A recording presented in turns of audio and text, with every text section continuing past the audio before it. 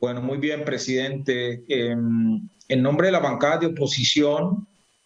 suscribimos el presente informe mm, al Estado, a los segundos decretos de estado de emergencia dictados por el presidente Iván Duque y su gobierno. Firmamos la bancada del Polo Democrático Alternativo, la coalición Decentes, Maíz, UP y la bancada de las FARC también suscriben este documento. Y manifestamos que lo entregamos a la Secretaría del Senado dentro de los términos establecidos en el artículo 215 de la Constitución Política, señor presidente, y colombianos y colombianas. Como partidos de oposición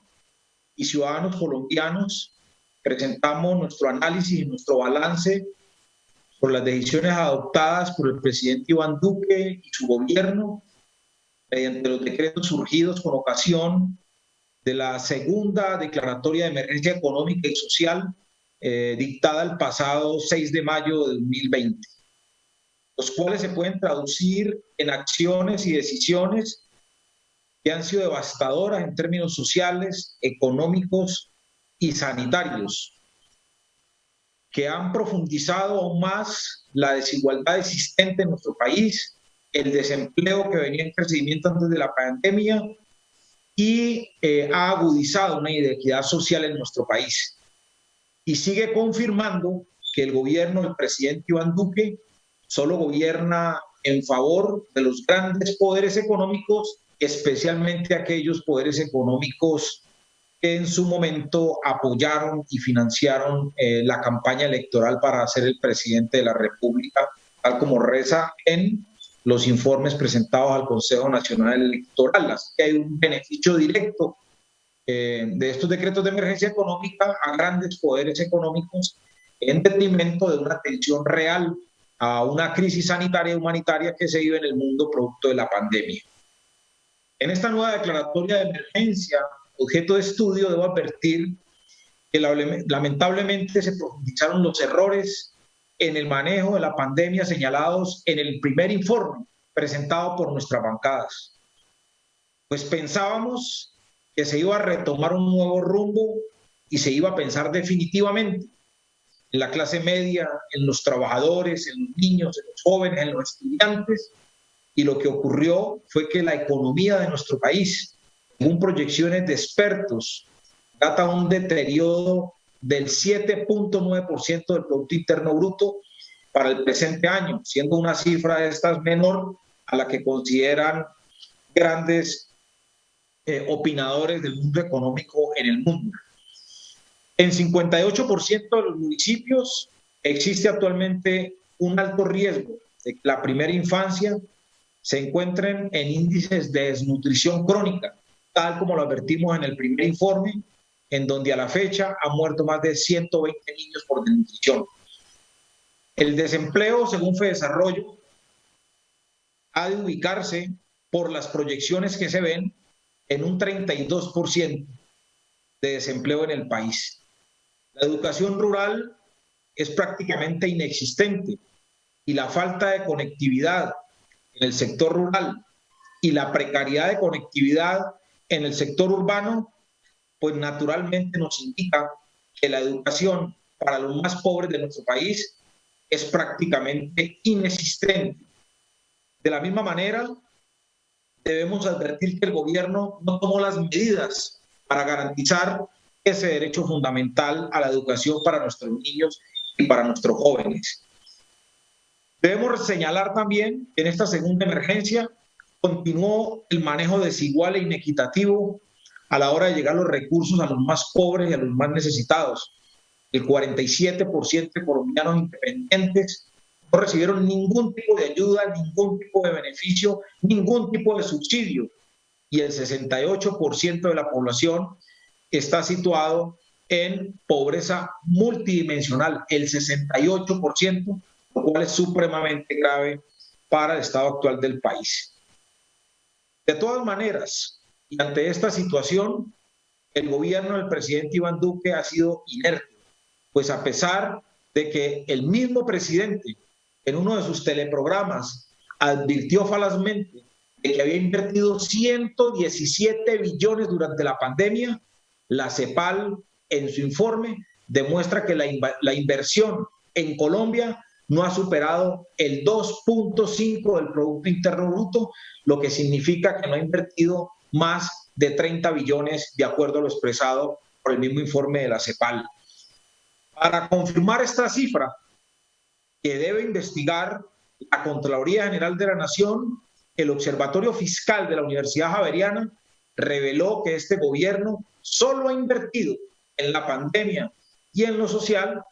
el 2.9 del Producto Interno Bruto, y que la mayoría de esos recursos reposan hoy en el Fondo de Garantías, seguramente rindiendo utilidades para un sector financiero que sigue destruyendo a la clase media, a los pequeños y medianos empresarios del país. Igual como sucedió, y uno de los pocos ejemplos que podemos mostrar son cómo le entregaron más de 500.000 millones de pesos en menos de 6 meses con títulos de solidaridad al sector financiero, o los 6.000 millones que cobró ese sector financiero por servir de canal para hacer el pago miserable del subsidio de ingreso solidario. Aunado a esto, la improvisación del gobierno nacional y la falta de criterio jurídico al momento de expedir esos decretos legislativos, así como su ánimo de gobernar de manera autoritaria, quedó evidenciado por la Corte Constitucional al advertir que más de 10 decretos adolecen de inconstitucionalidad en su articulado y más de 8 adolecen de exequibilidad condicionada, lo que significa que la rigurosidad de la Corte está demostrando la alta improvisación del gobierno de Duque en materia legal, pero además de eso demuestra que estos decretos legislativos no llegaron a atender efectivamente a los sectores más vulnerables y más afectados con la pandemia. En materia sanitaria, las decisiones de Iván Duque han sido nefastas. En primer lugar, el decreto 749 de 2020 estableció 43 excepciones que aperturaron todos los sectores más productivos del país, haciendo nugatoria la efectividad del confinamiento, tirando a los trabajadores más débiles, más pobres a la guerra, entendiendo que el tal confinamiento no existió sino para las grandes clases altas, pero los más débiles, los más pobres, fueron obligados a contagiarse y salir a trabajar. De la misma manera,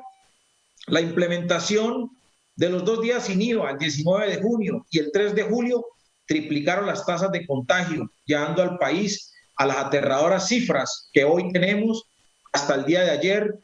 12.842 fallecidos y 390.000 contagiados, ubicando a Colombia como el 5º país con más fallecidos en las últimas 2 semanas por causas asociadas al COVID-19. Situación que puede agravarse teniendo en cuenta el grave informe del señor Procurador General de la Nación, quien advirtió la semana pasada que han represado más de 70.000 pruebas en 18 departamentos y la dilación hasta de 32 días en revelarse los resultados a las personas contagiadas.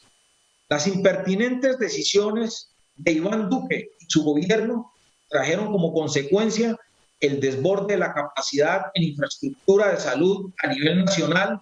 llevándolas a casi un 100% de ocupación, en algunos de los casos al 120 y 130%. En muchos lugares de Colombia no se dotaron siquiera de las herramientas para combatir la pandemia, sometiendo así a un inminente riesgo a todos los colombianos. Y mientras esto sucede, al personal de la salud no les pagan sus salarios, no les pagan sus prestaciones, y las aseguradoras de riesgos laborales no cumplen con la dotación de elementos de bioseguridad, y hasta el día de hoy siguen sin tener sus condiciones sanitarias para prestar un buen servicio. Las EPS, quienes han sido las grandes beneficiadas con los recursos de la pandemia y de los colombianos, han recibido el dinero, pero su situación es bastante cómoda, pues la responsabilidad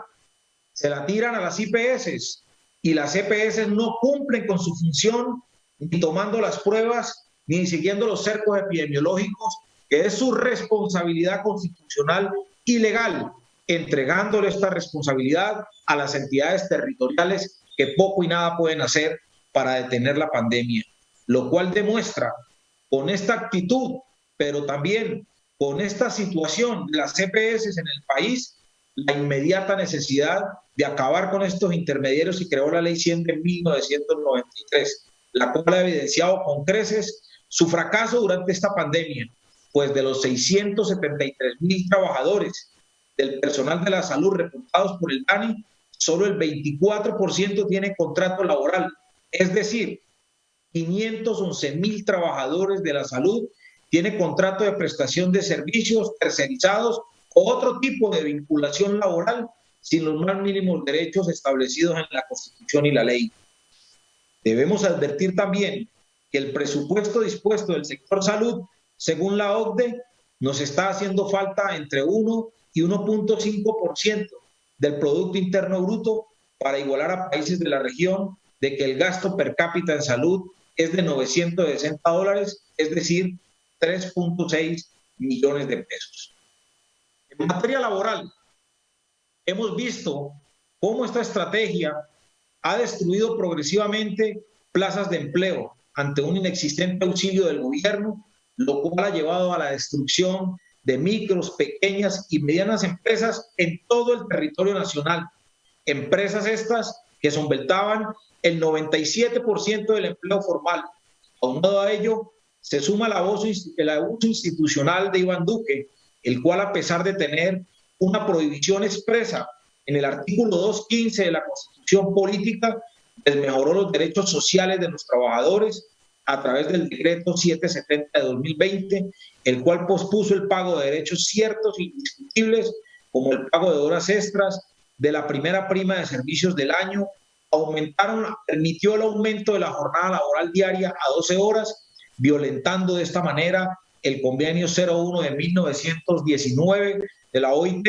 que fijó el máximo de la jornada laboral en Colombia de 8 horas, y violentó de esta manera también el principio de confianza legítima al revocarle las primas a los trabajadores suspendidos por un inane subsidio de 160,000 pesos, que dista mucho del piso del mínimo vital, según lo establecido en sendas sentencias de la Corte Constitucional, es decir, un salario mínimo legal vigente. Esto ha observado naturalmente que más de 8 millones de trabajadores perdieron sus puestos de trabajo, 8 millones de familias hoy en Colombia no tienen ingresos. A nivel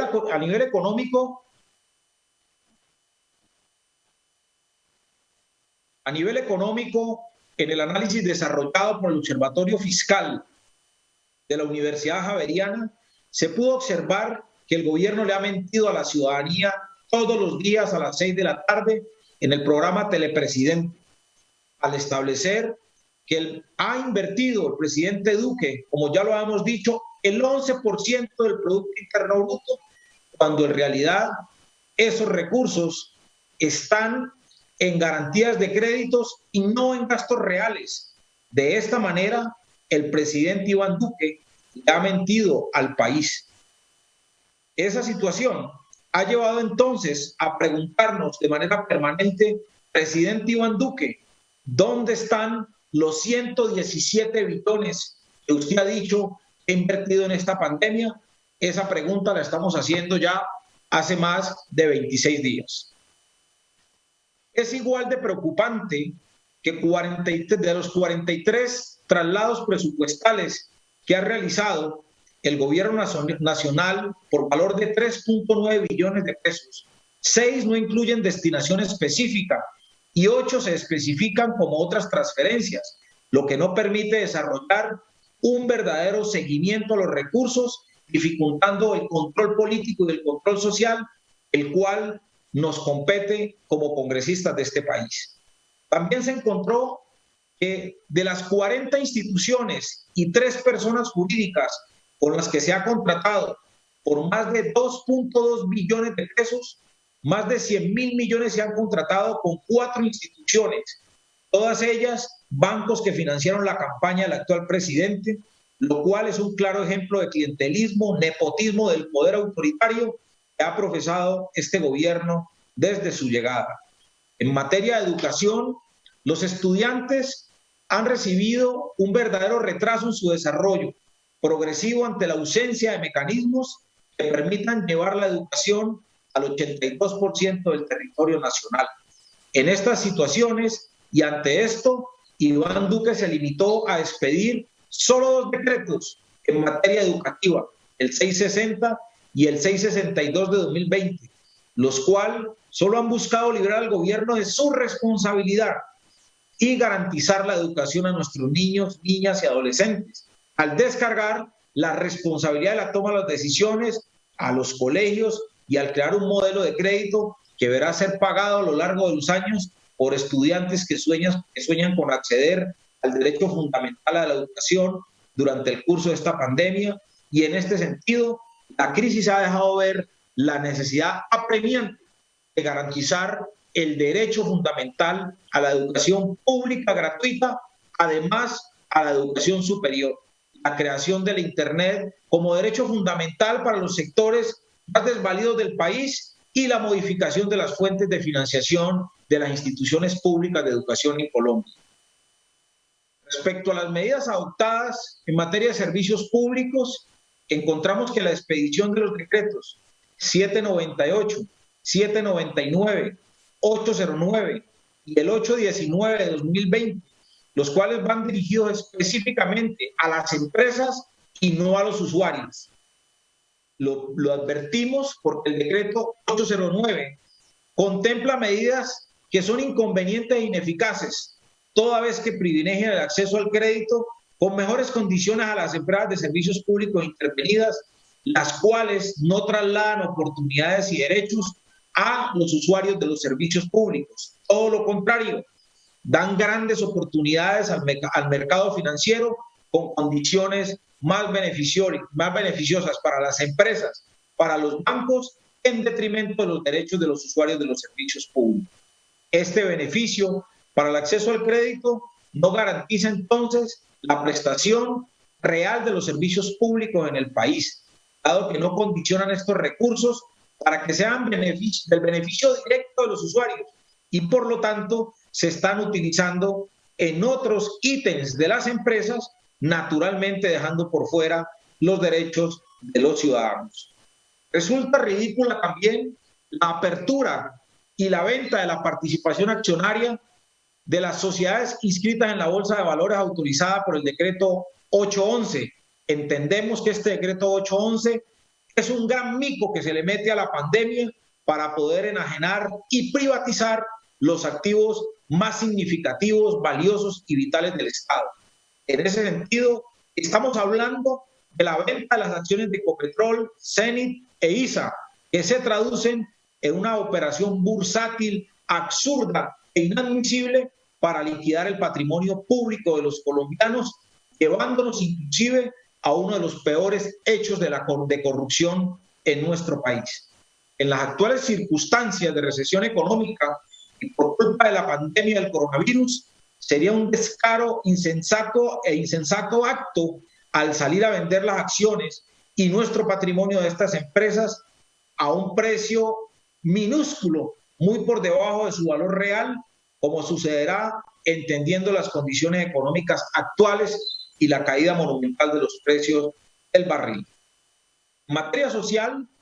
lamentamos advertir que al revisar detalladamente los decretos expedidos, ninguno cuenta con enfoque diferencial, regional o tan siquiera inclusivo, lo cual se evidencia en que regiones del país como la del litoral pacífico, el Amazonas, solo cuentan con el 2.2% de las pruebas realizadas en nuestro país y el 1.7% de camas UCI a nivel nacional, lo cual deja clara una evidente y protuberante discriminación y racismo en el manejo de la pandemia, que deja por fuera a la Colombia profunda, que requiere acciones afirmativas inmediatas que garanticen el derecho a la vida y a la paz en su territorio. En materia étnica, no existen tampoco directrices diferenciadas a sujetos de especial protección constitucional, como son los pueblos indígenas, RUN, raizales, negritudes y campesinos, lo cual profundiza la segregación de estas comunidades respecto del tratamiento de las políticas públicas que siempre los han invisibilizado. Respecto a la seguridad y a la paz. Continúe, senador Alexander López, continúe, por favor. Gracias, 5 minutos, presidente, y termino, muy formal. Respecto a la seguridad y a la paz, desde la llegada del gobierno de Iván Duque, hace 2 años, se ha recrudecido la guerra en nuestro país y al parecer hemos retrocedido casi 2 décadas, pues pareciese que la realidad actual fuera la misma de 1999, en donde la guerra consumía el país. El año pasado, por ejemplo, contamos con la aterradora cifra de 36 masacres en nuestro país, 133 víctimas mortales. En lo que va corrido del presente año, tenemos un registro de 9 masacres que han dejado un saldo triste de 30 colombianos asesinados, que se suman ya a los 442 líderes asesinados bajo el gobierno del presidente Iván Duque, sin que haya hasta este momento una decisión de fondo y de Estado que permita garantizarle la vida a los líderes sociales en el país. Sin embargo, en las medidas de emergencia tampoco se han adoptado estrategias de seguridad que garanticen la vida en los territorios, y el poco dinero que hay en los fondos de paz ha sido malgastada en exfoliar la vanidad de este gobierno a través de contratos de publicidad para presionar hasta ahora el inexistente presidente, que demuestran la desconexión del Ejecutivo con la grave crisis nacional que se vive en nuestro país. Corolario de lo anterior, una buena parte de los decretos se remiten a modificar, ampliar o extender la vigencia de medidas de los que fueron emitidos bajo la emergencia del decreto 417 de 2020. Esto implica que se sigue manteniendo la tendencia a la generación de ayudas especialmente económicas a los más poderosos, descuidando los aspectos de la emergencia sanitaria asociados a la salud y a los trabajadores colombianos, los cuales son los más afectados por esta pandemia. En ese sentido, desde el sector alternativo, hemos adelantado iniciativas y propuestas que hemos radicado ya en el Congreso de la República para discutirlas, modificaciones de fondo a varios de estos decretos que han sido expedidos en el marco de los estados de emergencia como una responsabilidad social, constitucional y política de recuperar los derechos de los colombianos. Estas iniciativas son muestra de nuestro interés como oposición política de trabajar por el bienestar de la ciudadanía. Dichos proyectos revierten lesivas medidas como las contenidas en el decreto 770 que violentan los derechos de los trabajadores, como el decreto 811 que dispone de la venta de activos estratégicos de nuestro país, o el decreto 492 que acelera la privatización de las empresas públicas a través de holding financiero, entre otras más. Aunado a estas medidas, resaltamos nuestra propuesta más importante y central en esta pandemia para garantizarle la vida a miles de familias y sus integrantes. Una propuesta que hemos construido desde la bancada alternativa, la cual busca una reforma tributaria que revoque los beneficios tributarios a los más poderosos, a los más ricos del país, a los intocables, y que imponga impuestos a los altos patrimonios y que aliviane la carga impositiva de los trabajadores y de la clase media y genere un recaudo equitativo que permita la financiación de la renta básica, que busca entregar un salario mínimo a 9 millones de familias, beneficiando a 32 millones de colombianos que hoy padecen de inseguridad alimentaria y una carencia total de derechos fundamentales con ocasión de los efectos devastadores de esta pandemia. Es por ello que, con base en las consideraciones expuestas acerca de las medidas que se han adoptado en el marco de la declaratoria de esta segunda emergencia económica y social y ecológica, adoptadas mediante decreto 637 del 6 de mayo de 2020, este informe concluye que estas decisiones no gozan de conveniencia, oportunidad y eficacia. Y en mérito de las anteriores consideraciones, el informe del Gobierno Nacional presentado al Congreso dentro del término de ley debe ser rechazado por el Congreso, entendiendo que aquí no estamos por beneficiar a un gobierno o a un presidente que le ha dado la espalda al país, sino que estamos por representar los derechos de los...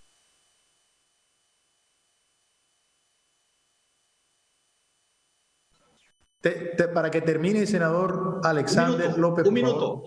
Sí. Un minuto, presidente. Un minuto. Y por ello consideramos que el Congreso de la República debe negar el informe presentado por el gobierno del presidente Iván Duque. Del mismo modo, hago un enérgico llamado a los entes de control para que a través de su responsabilidad constitucional garanticen los derechos humanos de la población que hoy se encuentran en grave riesgo de degradación y en peligro de muerte con ocasión del abandono estatal. Pero también hago un llamado a los órganos de control para que investiguen dónde están y en qué se invirtieron los, entre comillas, 117 billones que dijo el presidente Iván Duque que invirtió en esta pandemia y que hoy no aparecen por ningún lado. Gracias, señor presidente.